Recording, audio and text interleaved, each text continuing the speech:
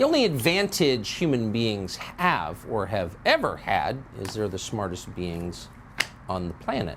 But soon that will not be true. In fact, like next week. So when AI becomes stronger than we are, what do you do exactly? And what does it mean for democracy? We asked Elon Musk about contingency plans for dealing with advanced general intelligence. Here's part of that conversation. You've heard people say we should just blow up the server farms because there's no way to, once this gets rolling, there's no way to slow it down. What do you think of that? Well, the really heavy-duty intelligence is not going to be distributed all over the place. It'll be in a limited number of server centers.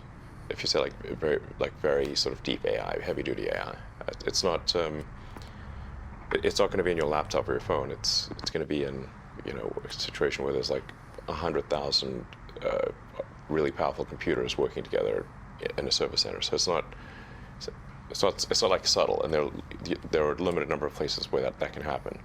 In fact, you can just look at the heat signature from space, yeah. And it'll be very obvious. I'm not suggesting we go and blow up to server centers right now, but there may be it may be wise to have some sort of contingency plan where the government's got an ability to shut down power to these server centers. Like you don't have to blow it up; you can just cut the power.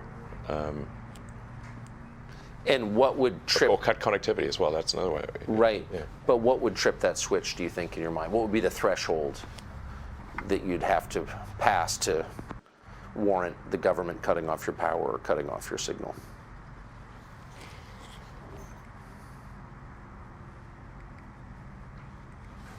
Well, I mean, I guess if we lost control of some super AI, like for some reason, like the things that would normally work to do a passive shutdown, like the administrator passwords, if they somehow stop working, where we can't slow down or I'm not sure. I don't have a precise answer, but if there's something that we're concerned about, and are unable to stop it with software commands, then we probably want to have some kind of hardware off switch. Yes. I think can't hurt. Have you talked to, since you know Larry Page, one, yeah. And you obviously know the OpenAI guys because you started it. Definitely have one. Have you talked to the people who run the biggest AI companies about this recently? I haven't talked to Larry Page in a few years because he got very upset with me about OpenAI. So when OpenAI was created, it did shift things into it from a unipolar world where Google and DeepMind controlled, like I said, 3/4 of all AI talent, to where there's now sort of bipolar world, or OpenAI and Google DeepMind, and they're and now weirdly, it seems OpenAI is maybe ahead.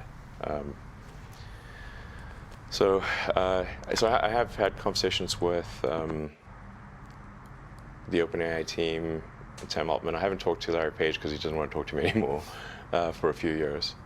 Can I ask you just about, since you've been around a lot of this, the thinking? So why would anyone not be a speciesist, be human-centered in his thinking about technology? Like, what's the thinking there? I think what he's trying to say is that, if I were to guess, that all consciousness should be treated equally, and whether that is digital or biological. And you disagree? I disagree, yeah. Especially if the digital consciousness, or whatever you want to call it, digital intelligence, decides to curtail the biological intelligence. Right. So you're just building your own slave master, and why would you do that? Doesn't sound great. Yeah, I mean, we should at least, no need to rush, Look, what's the hurry? Where's the fire?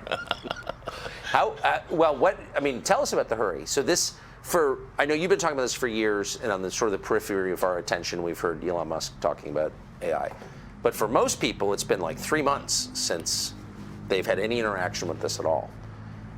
So what's the timeline here? At what point does it start to really change our society, do you think? I think it starts to have probably an impact this year. GPT-4, now it's like writing poetry, and Pretty decent poetry, actually. pretty decent. Its skill at rhyming is incredible. Yes. Yes. And it's coherent. Yes, it is. It's even got a narrative. Like, Yes, so you've got that's right. Yeah. So you could say That's like hard to do. most humans can't do that. That's true. So it's already past the point of what most humans can do. Most humans cannot write as well as ChatGPT. And they certainly, and no human can write that well that fast, as to the best of my knowledge. So maybe Shakespeare. How can you have a democracy with technology like that? I mean, if democracy is, government by the people, each person's vote is equal to every other person's vote. I mean, and people are choosing their votes freely. Can you have a democracy with this? Well, that's why I raised the concern of AI being a significant influence in elections. And even if you say that AI doesn't have agency, well, it's very likely that people will use the AI as a tool in elections. And then, if the AI is smart enough, are they using the tool or is the tool using them? So I think things are getting weird, and they're getting weird fast.